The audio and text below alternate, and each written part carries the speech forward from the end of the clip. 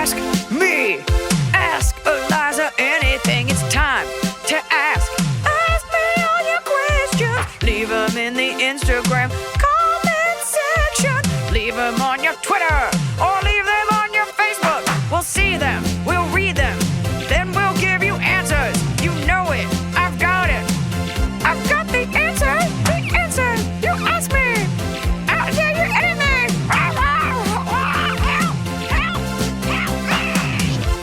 I have noticed that since becoming a mom, I've been saying sweetheart a lot more to animals and to other babies and children. Like, oh, hi, sweetheart. Like, it just comes out naturally.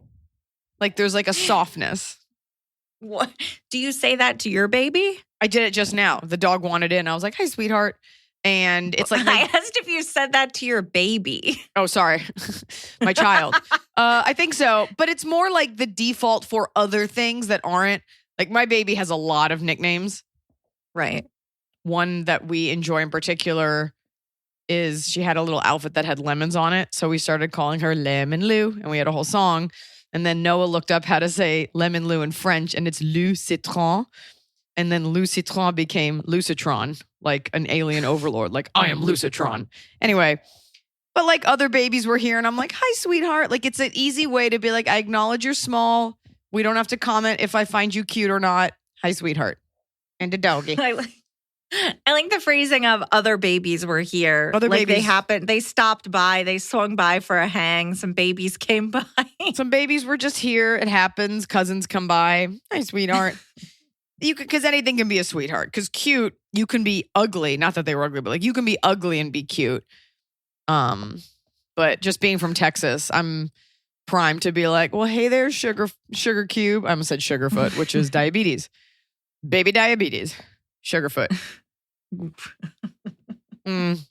Anyways, sweetheart. Folks, today, I guess I should have started with more of a bang. Emily informed me today is our 200th episode.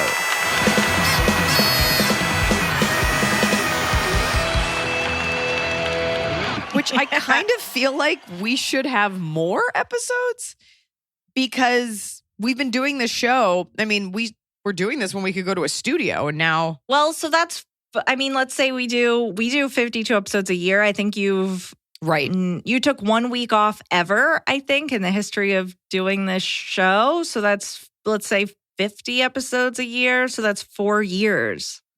Yeah, you're right. That's crazy. Also, I mean, I've been doing a podcast For long. It's funny because you look at people that have like podcast empires and it's like, well, they've been doing it forever. But like, I started doing a different version of this podcast at a comedy club. I mean, before you even worked for me. So this is like 8 years ago. I should be a lot more famous with my podcast, and more adept at this, given how long I've been doing it. No, because the podcast isn't your career. The podcast is like a fun check-in with people. And we like get up in other people's gossip and we have a nice time each week, but it's not your career. People whose podcasts are empires, that is their career. And the first podcast, the first place we did it, not when it was at Wondery, but way before when it had a different name, was at like a garbage trash network that had like 1 follower. So it's whatever. We're here now. Well, that was when you were basically doing it as interview practice. Yeah, and look where that got me. And so now we do a format where we don't interview anyone. But I think we're going to start bringing on more people just to give other people from other walks of life, like a crack at questions. But I think it's really cool, the community that we've built. I love that the feedback we always get is like, oh, I look forward to this every Wednesday. This is what I do. But while I'm rage screaming in my car before I check in for my shift. And we love doing it. It's a real labor of love. And we're just having a great time. And we love answering the questions, keeping it light, keeping it relevant, keeping it prescient. And we got you want this to be evergreen. You don't want it to be timely. Well, the advice is of the moment. It's, we're very woke. Folks, we're just here. Emily, your audio sounds weird to me, but I guess that doesn't matter.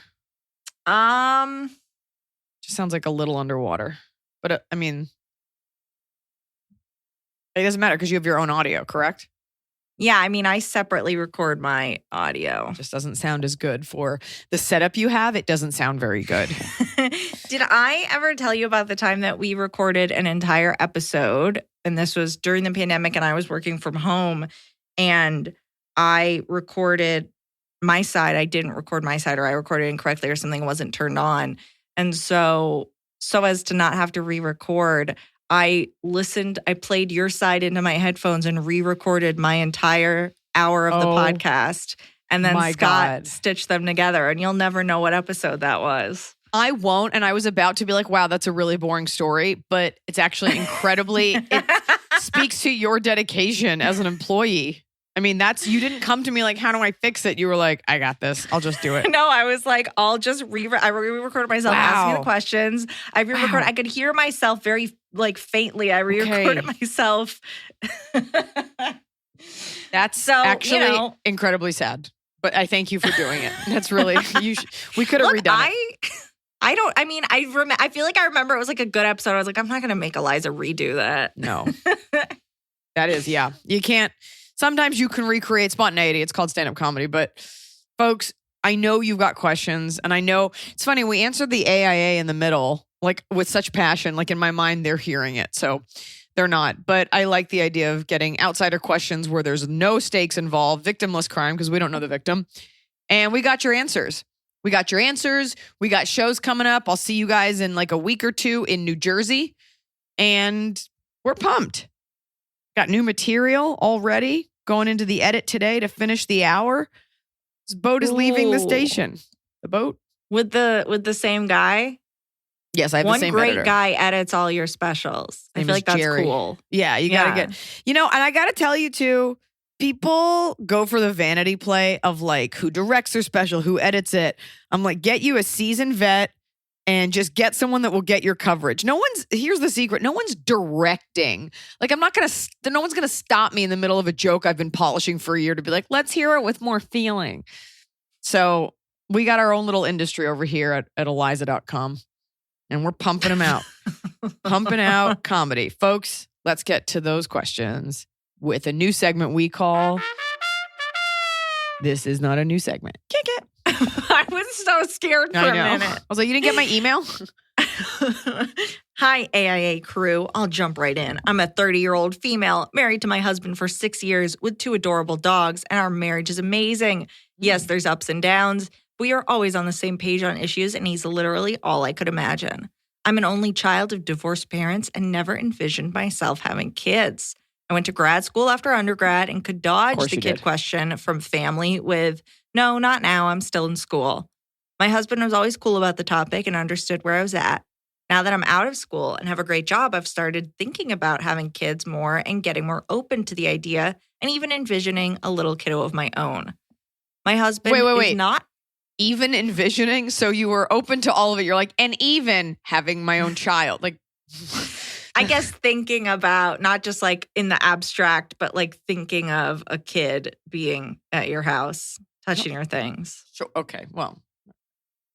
My husband is not on board with starting a family. He says, I love our life now. I don't see how a kid would work with that since we both work full time. He grew up with 2 siblings, a stay-at-home mom. How else are you supposed to raise a kid? Both have and a working dad. And is apprehensive about daycare, nanny, etc., since it's not what he experienced. We both make good money and could afford help. Plus, we have supportive families nearby. I agree that I love our life for now with the freedom of time and money, but I see starting a family as a whole new experience that I would like to have with my husband. Can you share your journey of starting a family and how you navigated the decision? Any ideas on how to help us both see how we feel? We've talked about it openly the past couple months, and my husband is kind and understanding, but also confused, and I'm not totally convinced myself that I want kids, so it's tough. Thank you for your insight. My husband and I saw you in Indianapolis and loved your show. Oh, that show was great. We had a great time in Indy. I can't. I would love if one of these times you would say, "Oh, that show sucked. You guys were the worst." No, I can't. I do have cities in mind that are like that, but it's never, the people that are listening are like, I'm a fan. Like, I'm sorry that those 3 people came in late after doing blow in the bathroom. Like, whatever. I feel like we've gotten this question. I feel like I start every show with, I feel like we've gotten this question, but we'll get people that are like, that ask about this, about like shedding light. How did you come to the decision? For me, it was never like, do I, don't I? It was like, yeah, later. Of course I'll have a kid. I'll just, or of course I'll get married one day. And it's not even the timing as much as like that time in my life will come when it comes. And then of course we were married for a little, and then we both were like, all right, let's start trying. And, sometimes it's frustrating. And I will say our journey was not as difficult as some, but, it had its own little ups and downs. I can't tell you look, I think too, people love to be like, why did I do this to my life? If you can have help, it is a game changer. It is difficult. Parenting is difficult, even though I have help. Like I spend at least 23 hours a day worrying about my daughter and her future and like school shootings and all of these horrible things. Like I think about it a lot. Folks, what I always want to be mindful of is the people listening to this podcast. Like if you don't have kids, you're just like, I don't want to hear about kids. Like I never did. I have a kid now and I don't want to hear about anyone else's kid. This has to be something where the pros outweigh the cons for you and you both need to be on board. And that's that. And you can't look at other people's kids because those kids might be nightmares. And you're like, this is going to be awful. It could be awful. It could be great, but overwhelmingly it is great. And that's why people keep doing it. And unfortunately, it is one of those things where if you want it, you got to start thinking about it simply because you're a woman with eggs and a timer. But to say like, I love our life now, the whole point of life is to evolve and grow. You don't have to do that with kids, but like, you don't have to do it with kids, but like maybe it's moving somewhere, buying a home, getting a better job, If you're really thinking about it, you got to have like a real come to Jesus with him. Well, here's the problem. She never envisioned herself having kids. It was clear that they both were not going to have kids. Yeah, that's tough. And now she's saying, I actually want kids. And he's, as she says, confused, kind and understanding, but confused. So they had agreed. Yeah. And that might be a deal breaker. Because I'm always like, you got to, going into it, you both got to be on the same page, but you are allowed to, this is a long time you've been together. You're allowed to change your mind. You're allowed to evolve. This is the thing. This is why it's so difficult when young women are like, and I definitely don't want kids. You don't want to undermine what that girl is saying because you don't want to be the woman that's like, just you wait. Because some people don't. But it is very common when you're younger to be like, I'm going to want this tattoo forever. I'm going to want this person forever. I'm going to want this forever. My heart will be broken forever. I'll never get another shot at love. I'll never want kids. You are not the same person 5 years later. You are not the same person 10 years later. So it's tough because you want to be on the same page, but also give room for growth. Hopefully the idea is that you're with someone that is growing in that same direction. Right. Your husband is allowed to not want kids. Yeah. And I do wonder, it sounds like it's because he doesn't want there to be a daycare. Like, could he be a stay-at-home dad? Could your salary cover both of you? What guy is like, I don't want kids unless I can be full-time stay-at-home. The daycare thing, that's a little rose-tinted glasses. Like, by the way, you could have a nanny.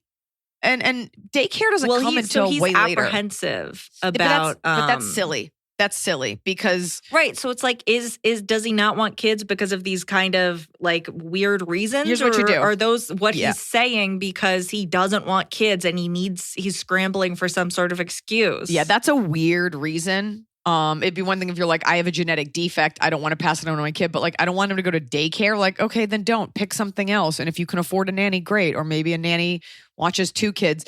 The good thing about daycare is that your kid starts to socialize. I was afraid. I was like, I hope Sierra's not weird.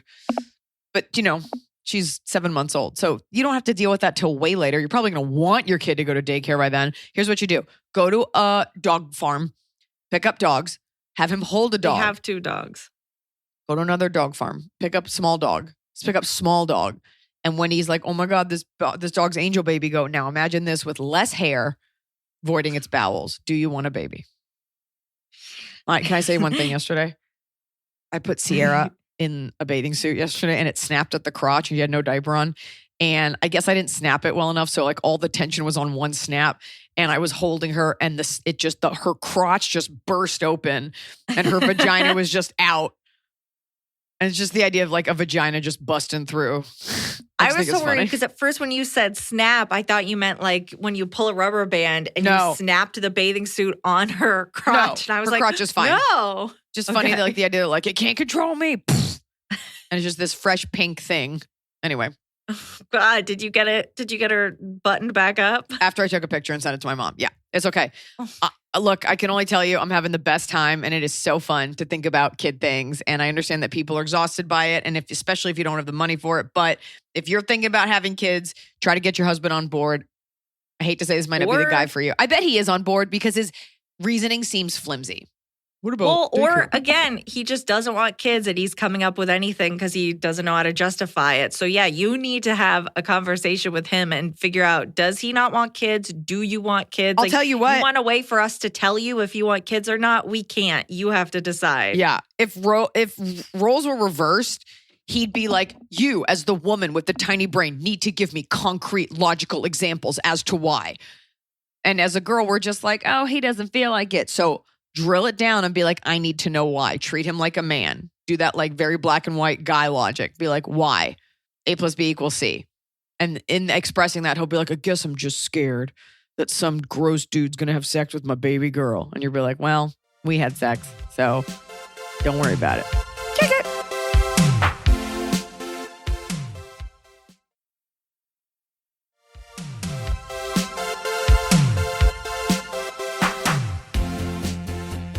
My dad and I are not getting along at the moment. I'm female, 16, and in college. A baby writing in with the baby thumbs. Wait, what? 16? In college. Well, you know why you're not getting along? College. Because you're too smart for your own good. I still have to live with him and be around him, though. My mom lives across the country, and I cannot live with her. My dad, he's a problematic man. He likes a problematic man online. You can say if you want to give him more of a platform. It's a man I've never heard of, so I'm not even going to say his name. A bad man who is an accused rapist, accused human trafficker, blatant misogynist. Oh, my dad defends him, and he actively continues to like him. I'm at a community college right now, but hopefully I'll be transferring out of state in the next year and a half. How do I survive the next year and a half? I want to live with him in peace, but it's difficult to live with a person with abhorrent views. Oof. Also, my dad is 56, so maybe the age gap is why we argue. He's from a different time, LOL. I mean, if anything, you should be upset that your dad is following like an unoriginal podcaster. Like, oh, cool, a meathead. I don't think he's a podcaster. I think he's a TikToker. Oh, I thought he was a podcast. But it sounds like he's... First of all, your dad's 56. Athlete. Your dad's 56. He shouldn't be following a TikToker. Second of all, that's embarrassing. Can you sit down with your dad and be like, why this guy hates women and I'm a woman that lives with you? Can you see why this might be offensive? Oh my God. This man is disgusting. Okay, so he also thinks rape victims must, quote, bear responsibility for their attacks. And he dates women aged 18 and 19 because he can, quote, make an imprint on them, according to videos posted online. So imagine being the daughter of a guy who is listening to these disgusting views on women. I can't actually. And you almost want to lie to your dad and be like, hey, and like make up a guy that sounds like him, be like, I'm dating this guy. I doubt he would be. It's okay because it's not his daughter. Your dad seems dumb. It's crazy to me that you're in college at 16, but maybe it's like a Matilda situation where the parents were idiots and the daughter's a brilliant child. Maybe the mom's a genius and that's why she's across the country. Men who are attracted mentally to men who are deeply stupid and misogynists typically have their own issues they're going through and they feel inept. I doubt you being in college at 16 makes him feel any better. If you can't have a come to Jesus with him, I think you just gotta sustain and maintain and just ignore it and maybe just treat him like a child. Be like, that's really sad that you know, it's tough because anything you say sounds like an annoying woman. Like you're immature. Men don't respond to being called immature. They don't care. They don't respond to being called sad. You can say something to him like, you're my dad and I thought you were better than that. Like, this feels like you hate me. Yeah, I mean, but if you've already tried to have those conversations and you just want to get through the next year and a half, you could just be like, look, I'm not going to talk about that, man. We can talk about anything else. That is not our dinner table conversation. If you make it, you can just be like, I don't talk about it. You can be like, Dad, I expected better from you. and shame him. Men respond really well to shame, or he'll go on a shooting rampage. But I'm sorry. Can you get a part-time job and an apartment with someone else?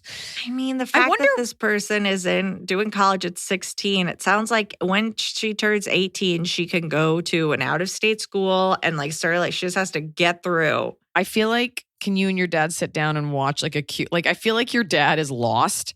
Like that's what like young 20-year-old guys, like that's the kind of, when men start worshiping other men online who like their whole angle is that they hate women, like that's creepy. And so you can try to turn your dad, but I don't know how to, you might just have to be like, we can't talk about it in the house because it makes me hate you.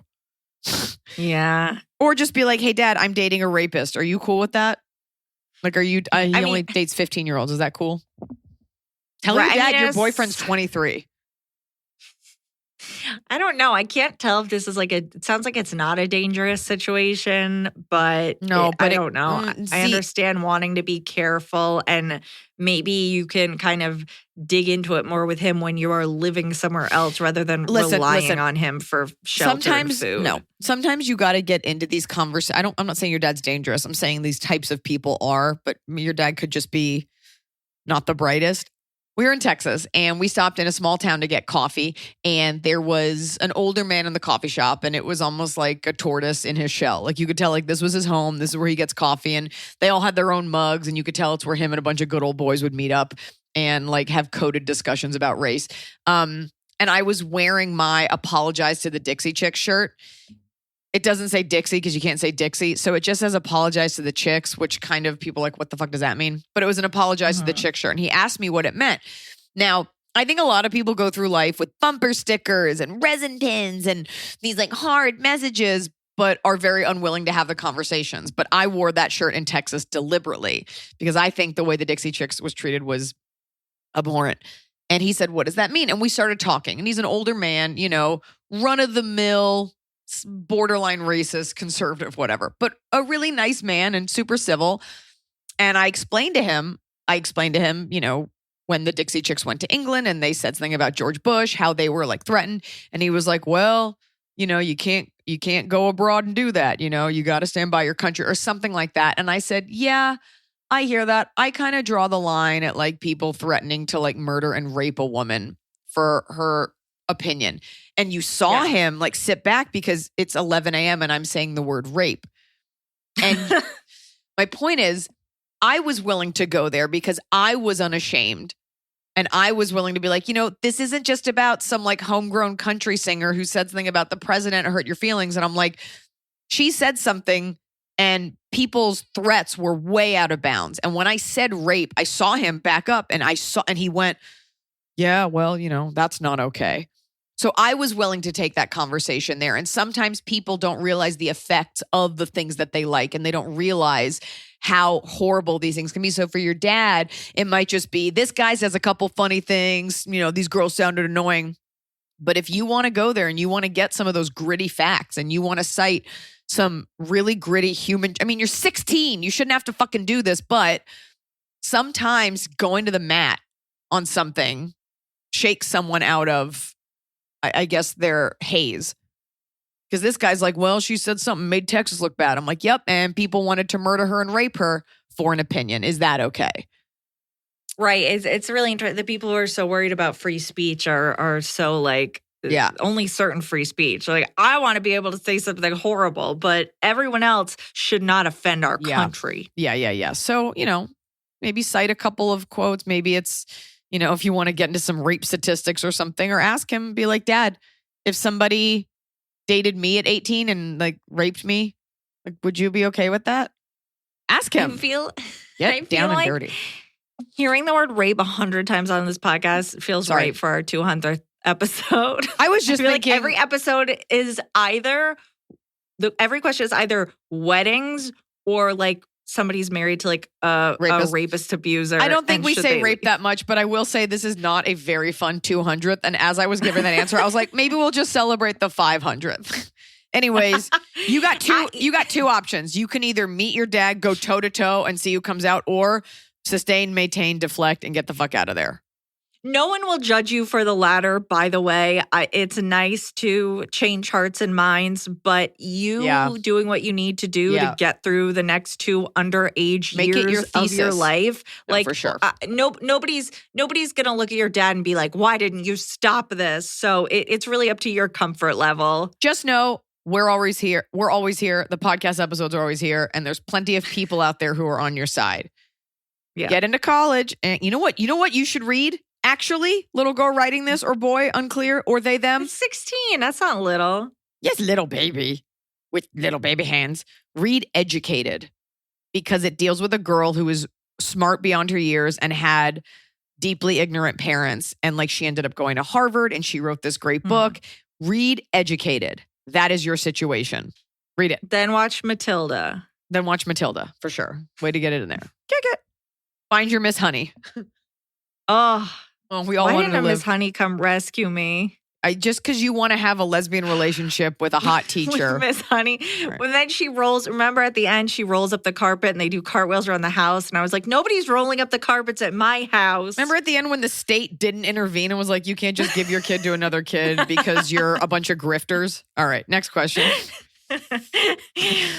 Hi, Liza and Emily. I'm seeking your advice on a professional wardrobe. For context, I am 32 and female. I have 0 business, casual, or professional looking outfits. Me neither. I accepted an opportunity to attend a national conference this fall for public health. Some research I have been working on will be presented. Wow. I've worked in this field for over a decade. I want to look on the outside as confident and competent as I feel on the inside. I want to look sharp.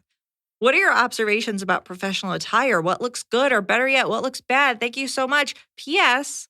My toddler loves the intro song so much. She has listened to it every Wednesday since 2018 when she was a teeny weeny baby. Because she got good taste. She loves when you're like, help me. Babies love distress. Like anything awful, my daughter's always like, Okay, professional, business. Look. Casual attire. I don't know why you're asking me, because I don't live in a professional world. Here's what you do. Because you do, I guess you want to look great. You don't want to blend in. So you don't want to just wear like basic, like off-gray business slacks and a tucked in like government shirt. Get a budget. Be willing to spend some money, because you can also keep these things forever. Like a nice pair of slacks, a nice button-down shirt. I would go to a store like Theory. And I would go to the store and have someone help you pick it out. You can go to a Nordstrom because they have so many different sections, or like a Bloomingdale's. Have someone help you and look sharp. You want to be appropriate. Like you don't want stuff busting out unless you've got just like a big busty body. But you got to just try on some things and see what you like. I can't tell you what it is. Business casual tends to be a little bit more covered up. Nothing wrong with showing your arms. This isn't fucking Sharia law. But you want it well tailored. You want to wear it. You don't want it to wear you. I think that's the most important part. If you're going to spend the money somewhere, spend it on the tailoring. You're better off with a like quote unquote cheaper outfit that fits you very well than an expensive outfit that hangs or is too tight or something. Like you want to get it early enough that you have the time to go get it fit to you. And tailoring, that is the big secret. Most things aren't going to fit you off the rack. Even buy a size up, then you have some real room. I do that all the time. You also have to figure out what you feel most powerful in, not sexy. I mean, unless that's your thing.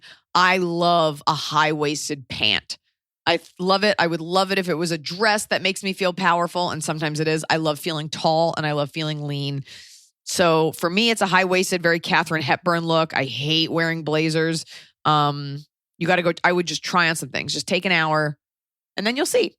Wear a nice color that pops. I would avoid any neutral government-issued blues or light grays, and just and chic accessories. You don't want big costume jewelry. That's at least I don't.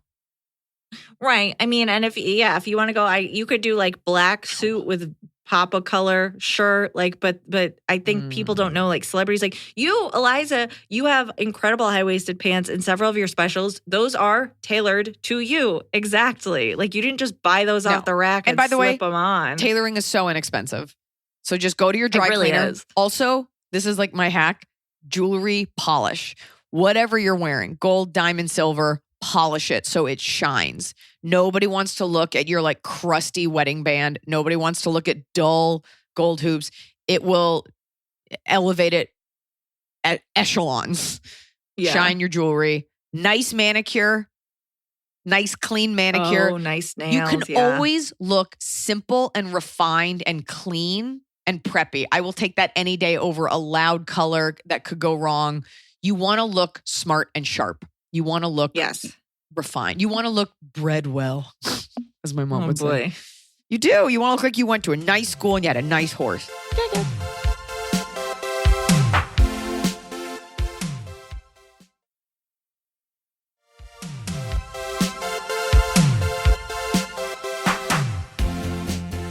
AITA on AIA.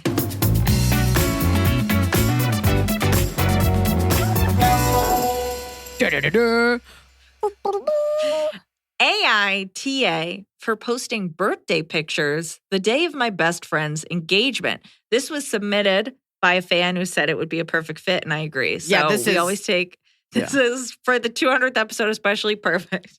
Okay. Selfishness at birthday and weddings. This is us. I, 21 female, just turned 21 on the 3rd of this month.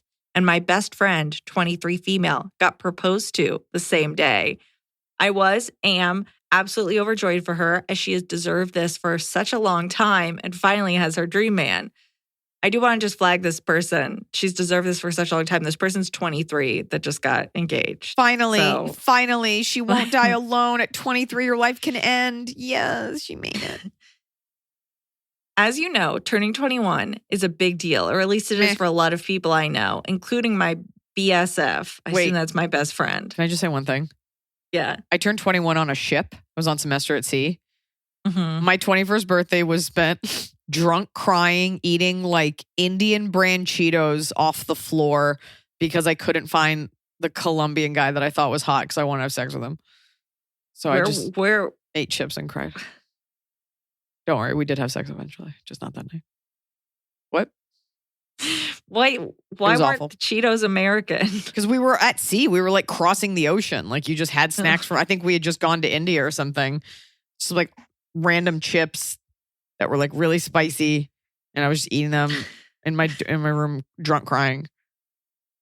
I don't know. But it was great. It was a good birthday. It was just, I remember that in particular is very funny to me.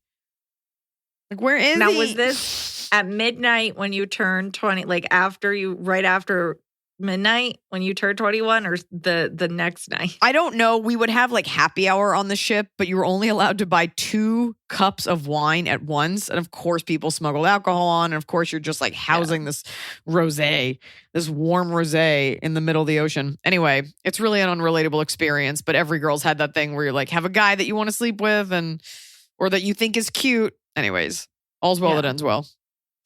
It ended okay. I'm okay now. You are. Okay, long story short, she shared the big news with me the afternoon of my birthday, and I simply cried with joy.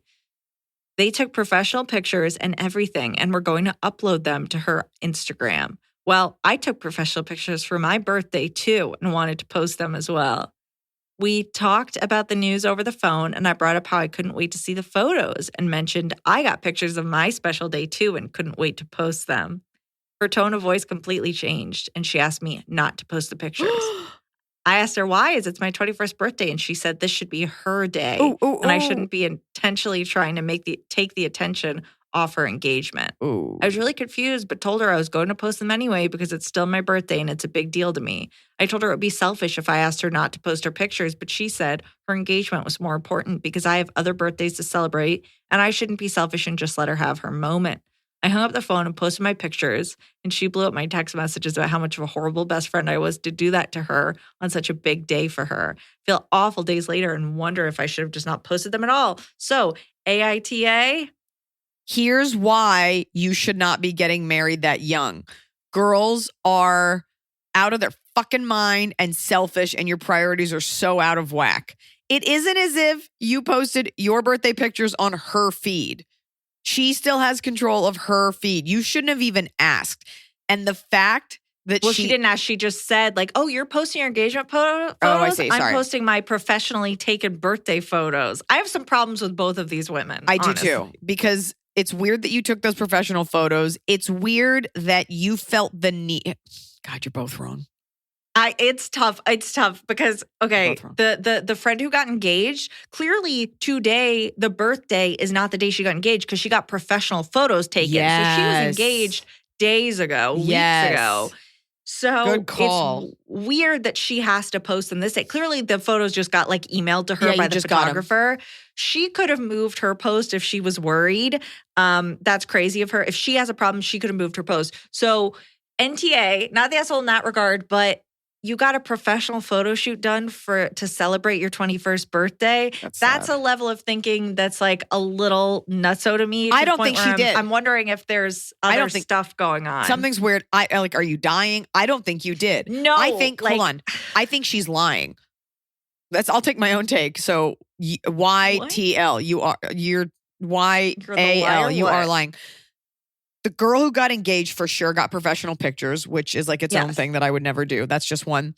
And she's like, hey, we got pictures. I don't think 21st birthday girl got professional pictures. I think she had photos from it. And she, not wanting to be outshined, because this is what dumb 21-year-old girls do, is like, oh, I also have pictures. The fact that she went tit for tat, her friend's like, I got engaged, we have pictures. And then she was like, oh, I have great pictures of my thing too, means you were worried about being outshined on your 21st birthday, but your friend saying don't post them is shitty. So you're both competitive and worried about being outshined when the truth is it doesn't matter. It's your own feed and people can compartmentalize many things. Right. Well, so the 21-year-old said, well, I took professional pictures for my birthday too and wanted to post them as well. Let's say that she did. I think the problem is this is a group of friends that takes professional pictures when they're under 25. And so there's so much happening here that is just like honestly, the engaged one is wrong because if they know each other, she should have known that her friend was going to take 21st birthday pictures, that it was her friend's 21st birthday, and that she could post her engagement any other day since it's not the day of her engagement. This happens where it's like, how do I have my moment? Because as women, we're sold the idea that like you only get a couple moments to yourself. Make your own moments. You have your own Instagram feed. Nobody in the world is looking at one Instagram feed and being like, wow, something big happened. I couldn't possibly take in any more information on anyone else's feed. The two have nothing to do with each other. You guys are way too immature. You're both awful. And the wedding friend is only going to get worse. You probably won't even be invited to the wedding. And she's going to ask you to like gain 15 pounds and lean out or something weird, lift more, eat less. Who knows? But you want to be friends in a year. So who fucking cares? You're both awful. Yeah. This group is clearly... and you know what? It gives women a bad rap because men don't ask this. They're like, hey, bro, it's a special day. If you could just dim your light. So never be friends with someone who asks you to dim any of your light. That girl should have been, you know what? The friend who's getting married should have been like, I'm getting married. Nothing could take this away from me. Big fucking deal. Let people do their own thing. That's so gross. Sometimes it really is. The problem is that it's gross from all sides. So it's like, I want to call you the asshole just because I think you're gross, but...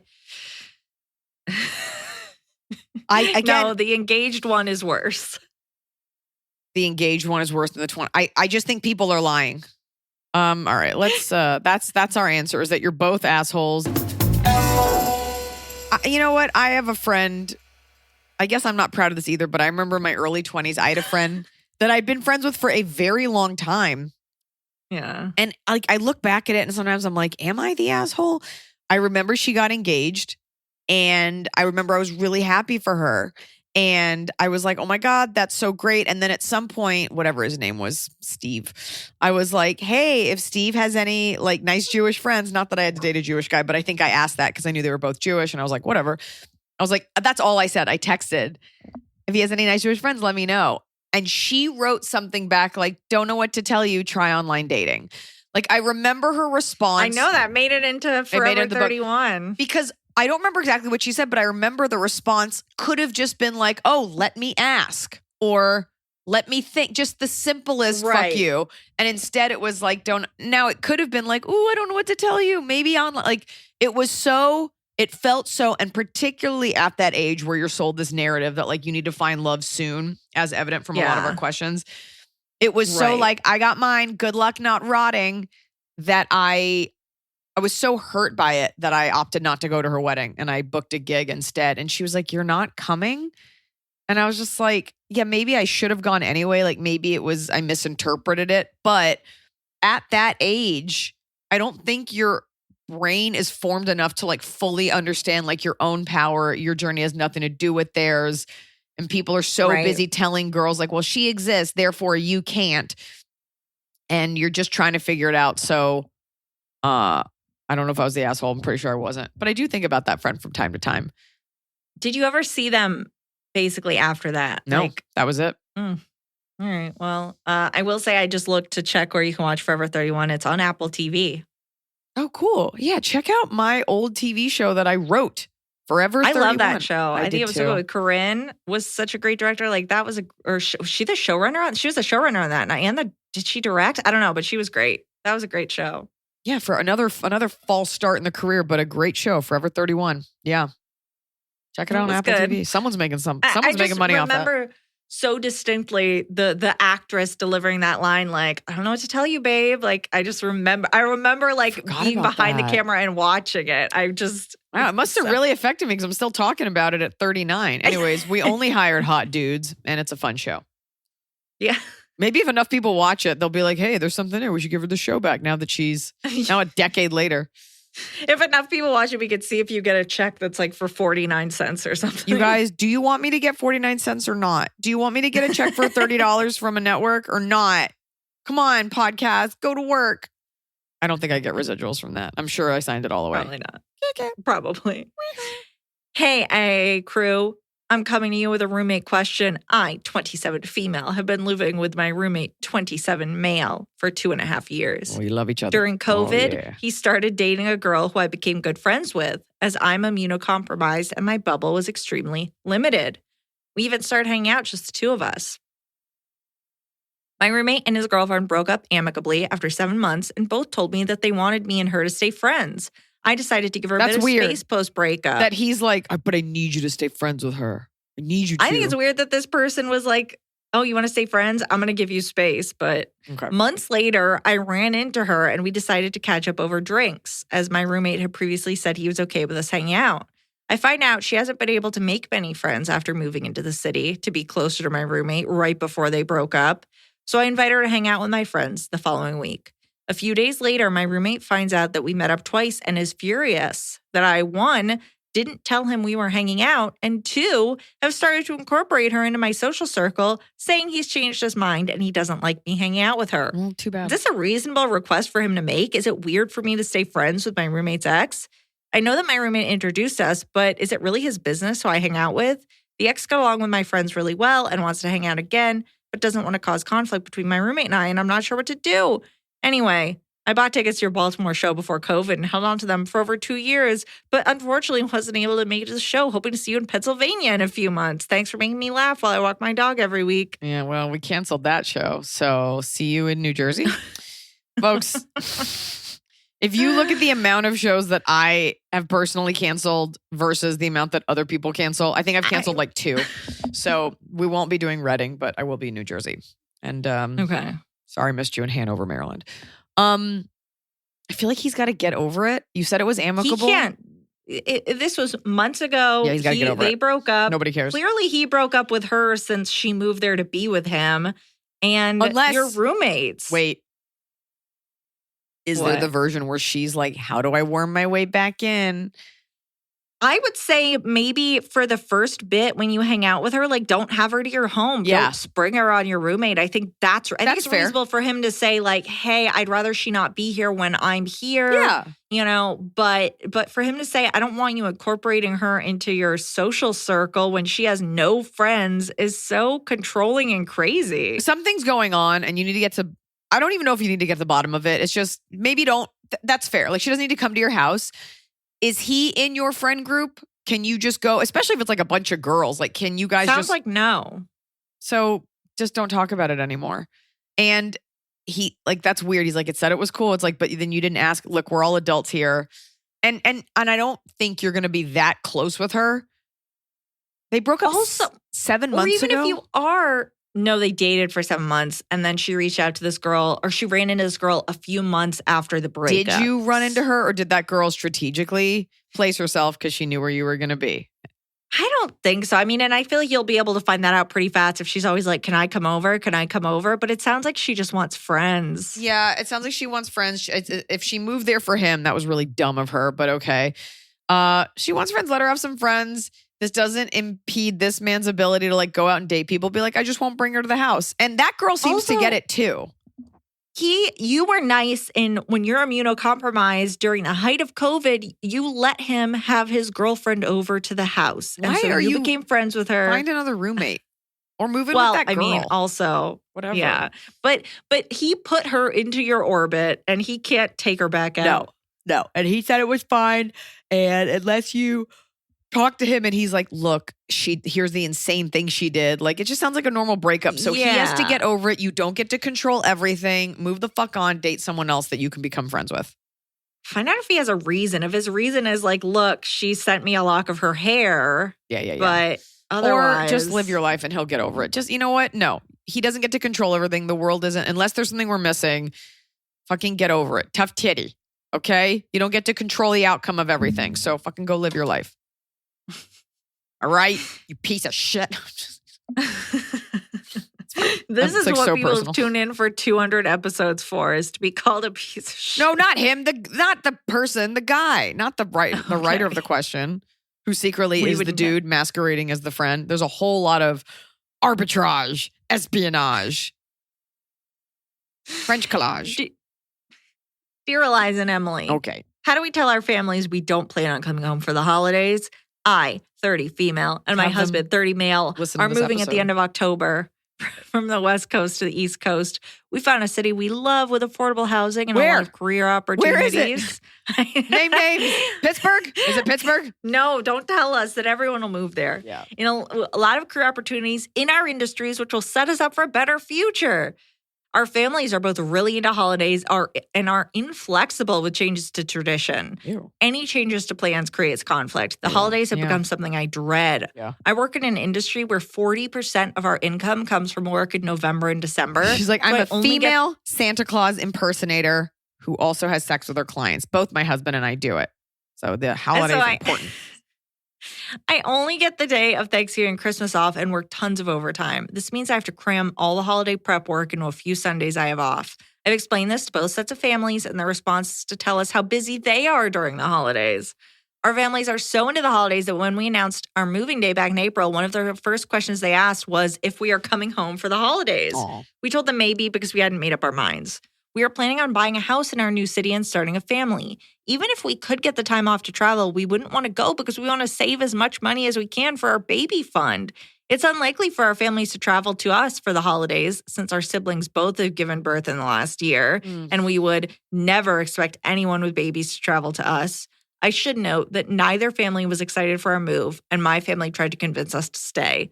I want to tell my family our plans before the move and explain why it doesn't align with our priorities, and I think this will be hurtful and not helpful. How do we tell them that we don't plan on coming home for the holidays without making them think we don't care about their feelings? Should we wait until after we move? Should we tell them one holiday at a time? Yep.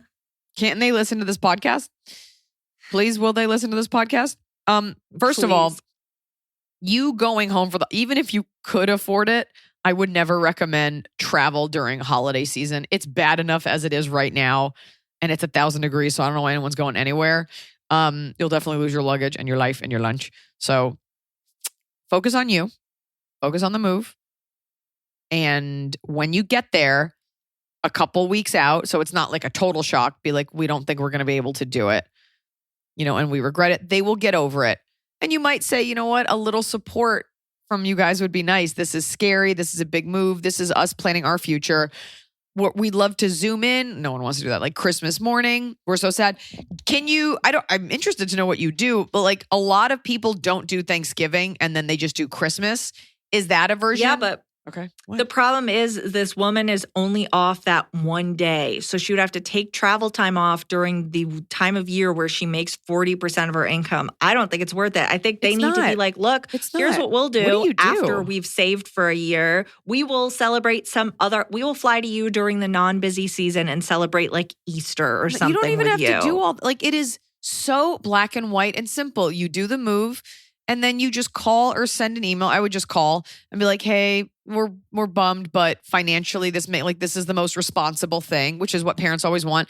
And then it kind of doesn't matter what they have to say about it because you're not on the fence. And it's all about say it. Just break it to them and you could just be like, we were really hoping for your support. They're just going to be acting out of sadness because they want you there and they want their traditions and be like, we'd love to come visit you guys in the spring. We want to get situated or have you out there. We respect that you guys can't come to us. Of course, we would love to have you because of the kids. So we'll circle back with you in the spring. They'll get it. And if they don't, then you just hang up the phone. Be like, I will talk to you when you're ready. This is the perfect time to start your own new traditions that work with your own schedules. Like, this is it. Make a clean break. Start your own traditions. And if it works out for you in the future to be involved in there is great. And if it doesn't, it doesn't. Yeah. I mean, I don't think you need to. I guess I just live in a family where I'm like, hey, here's what it is. My family always understands. Like, of course you have to work. Of course you have to do this. It's not like you're like, we're taking time off to go get matching face tattoos and enter a Jello wrestling contest. You're saying like, we're taking time off to save for our future and our family and make money. It's one holiday. You'll zoom in. Nobody wants that. Send a gift. Be like, we expect your support and I expect you to FedEx or DHL overnight gifts. Ship station those gifts to me. Are they sponsors now? I am a 38-year-old woman born in 1983. A 29-year-old told me today that 2 spaces after period is incorrect, and it was something that was done when there were typewriters. Apparently, you should only put 1 space after a period. This blows my mind. I've always known it as 2 spaces, which is correct. Emily, Iliza, Noah, do you do it? No, you haven't. It's supposed to be 1 space. What are you talking about? That was a thing, and I'll see it sometimes in writing from certain people. The proper thing 30 years ago was 2 spaces after a period. That was agreed upon. When I was coming up, fucking relax. When I was coming up, we were allowed to do 1, but 2 was also accepted. But I think now it's just 1. But you'll see 2. No one's going to get on you for doing 2, but you can do 1. You need to take a deep breath. Number 1. Number 2, I submitted this question. I've never known. I'm very young and 39. Mm-hmm. I've never known the 2 spaces. It's always been a space. It's always looked weird to me if there's 2. I've never even thought this was a thing until just now. So I would let that go before you start to look really old and become part of the furniture. Let it, of all the battles to pick, this isn't the one. You can pick other things like fighting for grammar and for decency, but 2 spaces is egregious and it wastes paper. And maybe back then when they had more trees, and then it was okay. But now it's not okay. Probably more trees now, to be honest. Or if you're doing an essay that needs to be a certain number of characters and or pages. Then you gotta double space. You got a double space, a huge thick font, whatever Helvetica thick, bold. Set that margin at like 1.25. Set that margin at 1.25. And blow out every contraction. Spacing. Can't becomes cannot. Mm-hmm. Oh, yeah. You got to load up that paper with a bunch of bullshit. Making a period bolded in a slightly bigger font adds pages without being recognizable. Yeah, you're saving yourself words. This is now just ways This is just how to get a D+ and not totally submarine your career. All right. I think it's okay. Trap of the Cup? Yep. It's the Talk with a Cob. We're doing it right every day. You just take a bite, top of the cob. My top of the cob is during Pilates. The top? Yeah, because my bottom's something I really want to be clear about. Okay. So my bottom of the cob is getting sunscreen in your eye because it's on your hand. My top of the cob is I was doing Pilates and I forgot, she said the name of the muscle, but I felt stretching in between my ribs. Oh. And it felt like almost like somebody had infused my musculoskeletal system with like cold water. Like it was a unique, like it opened up in a way. It was an interesting feeling. That was good? Yeah, it was like, oh, cool. There's like blood getting to that. It was like something that I had never stretched before. And it didn't hurt. It was just a unique feeling. Like, it's kind of like when you eat a really minty mint and you're like, oh, 5 gum. It was like 5 gum for my rib cage. There's a name for those little muscles in between your ribs. Anyway, those are also the tasty So you're part. finally like accessing those on purpose. I'm because of accessing the Pilates. tiniest muscles that have been lying dormant. Now we're kicking them into high gear. I'm tiny shredded muscles. Look at my body. It looks like water rippling. Skin water. Yeah. Skin water. Go ahead. Okay. My top of the cob, I decided to do a 200th episode top of the cob related to this podcast, which is most of the DMs I get are from not my friends or fans of my podcast, except for like several men that are like, please introduce me to actress that you have on podcast. Give me their email. But this podcast is most of the DMs that I get, / just fans of you in general. But for the most part, so nice. Just always have info on things I can be doing. Like if I post about toilet overflow, people are like, here's what you do. And I was thinking about this because someone reached out to tell me that I could get the Wild Bill's root beer online for a discount, a sampler pack, and sent me the link, which I had not come across myself. And so I got it. So I now have that cup, that refillable cup, and some of the root beer. It's fine. It's decent. But it just is nice that all these people are like, hey, I like this picture of your cat. And my friends aren't reaching out to say that, but your fans are fans of this show and of you. So it's nice. I appreciate it. And 200 episodes in, it's nice to hear from the people. That's the internet at its best. Like nice people. I imagine it's all just like women out there with master's degrees that are like, I love my cat and I love my boyfriend and I just really want everyone else to feel good. And my parents were rough on me, but I'm in a lovely gender neutral relationship.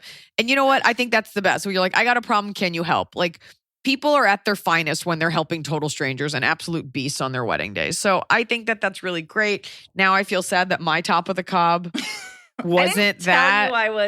I didn't tell you I was. I just realized when I was. I should have been mindful that was of the theme. I should have been like, it's my fans. But I guess I kind of touched on the top, and I think it's very clear how grateful I am. Yeah, it's fucking clear. All right, here's my bottom of the cob.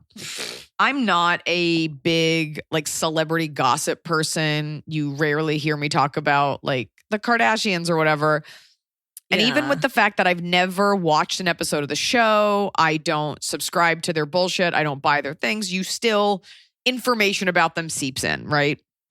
And the other day, because I only read one celebrity blog, it gives you viruses. It does. It's riddled with viruses.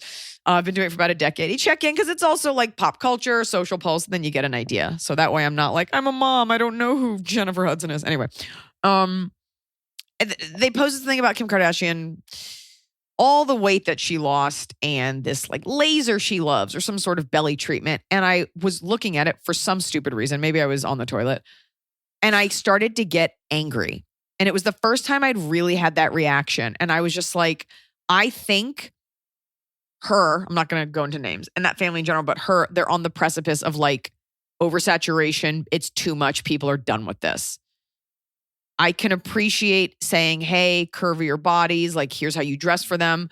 But I've always felt, there's the appropriation of black bodies for white bodies.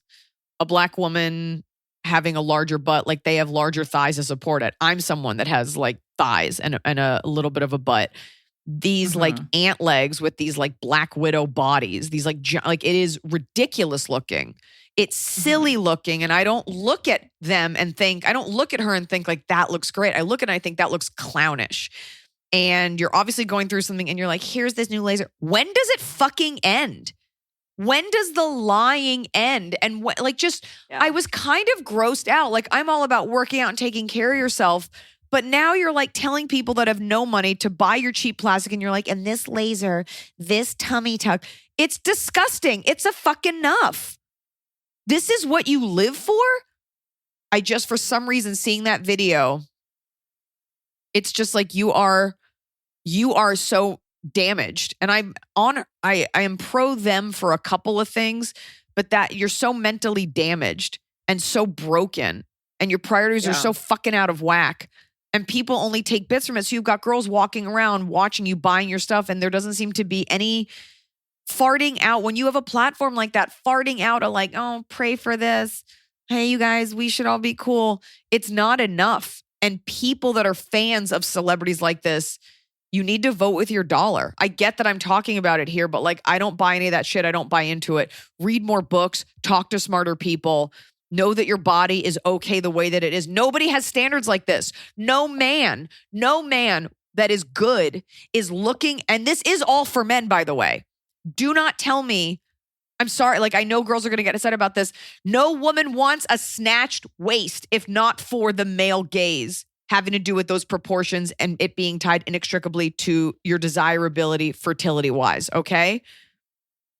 And so this is all because of what you think men want. No man that you're going to want is like, I need a super flat stomach, a gigantic butt, stick thin legs, and just roundness. Like nobody's asking for this.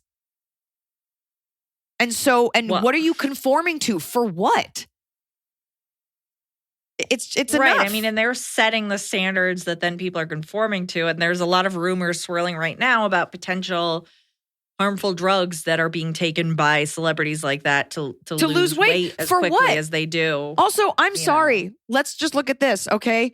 You usher in this thing where it's okay to have some meat to you. And I appreciate that because this white Western aesthetic of like stick thin boy hips, otherwise you're disgusting, is not fair. It's not right. We all suffer from a little bit of body dysmorphia, so I can appreciate that. I even own a pair of good American jeans because I was like, wow, because it hurts my feelings to be physically fit and yet my thighs are unacceptable and my thighs aren't even that huge.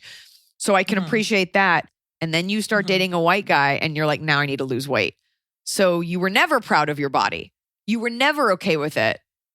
I'm disgusted by women who change their bodies and also by men that do this. Like when you date someone and you change to look like them or be like them, that means you are empty. And that bothers me. You had a big butt and you made that okay. And that's really cool. The platform that they have, there was a change to Instagram that was very frustrating for me as a social media manager. And then one of the Jenners complained and Instagram rolled it back. It's like they could be doing that about all kinds of things and they really don't. And everybody built these Frankensteins. But I feel like there's a collective movement now where it's kind of like, and we're done with this bullshit. Like it's too much. You can't stay on top forever.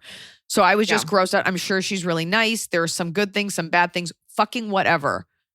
But I think we're getting to a point in our feminism and in our culture and in everything where it's like, you gotta stop blindly just being okay with people. And you gotta look a little bit deeper. Yeah. So never was following them. Gonna make even more of an effort to block that out. But that really bothered me. I just want to see my daughter and other girls. I want to see them grow up and wear big t-shirts and soccer shorts and like feel okay about themselves.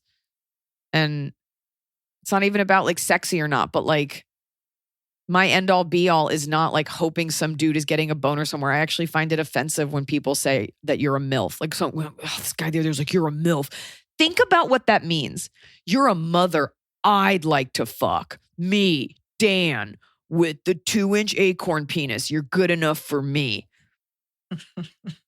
You cannot remove the male gaze and desirability and fuckability. I get that. But when you live just for that, it's okay to do it for a little bit. It's okay to want to be sexy. It's okay to want all of these things, but I'm just kind of over it.